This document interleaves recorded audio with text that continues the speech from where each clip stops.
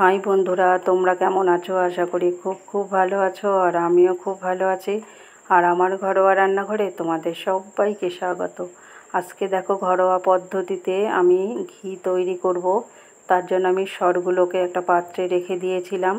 তারপরে দেখো মিক্সিং বোলের মধ্যে ঢেলে ভালো করে চটকিয়ে নিয়ে তারপরে ফেটিয়ে নিলাম। তারপরে বেশ খানিকটা জল দিয়ে দিয়েছি। দেখো জল দেওয়ার পরই ক্রিমগুলো সব ভেসে উঠছে। দেখো ক্রিমগুলোকে আমি আস্তে আস্তে করে একটা পাত্রের মধ্যে রাখছি। এই ক্রিমগুলো আমি সব এইভাবেই তুলে নেব।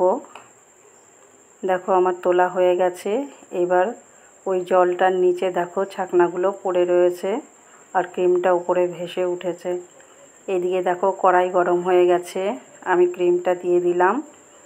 দেওয়ার পরেই সঙ্গে সঙ্গেই দেখো আস্তে আস্তে ফুটতে শুরু করে দিয়েছে। দেখো আস্তে আস্তে এর কালারটা চেঞ্জ হতে থাকবে আর ঘিগুলো বেরিয়ে আসবে। দেখো কালার চেঞ্জ হয়ে গেছে। যে যেরকম খাবে, কেউ কড়া পাক, কেউ হালকা পাকে, সেইভাবেই তৈরি করে নেবে। আমি একটু কড়া পাকি দিয়ে দিলাম, তাতে স্বাদ গন্ধ দুটোই ভালো লাগবে। দেখো আমি নামিয়ে নিলাম। এইভাবেই আমি ঘিটা তৈরি করে নিলাম। তোমরা যদি এইভাবে করতে চাও করতে পারো।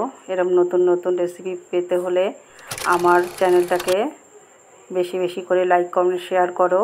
আর তোমরা যারা নতুন বন্ধুরা আছো তারা আমার চ্যানেলটাকে সাবস্ক্রাইব করে আমার পাশে থেকো।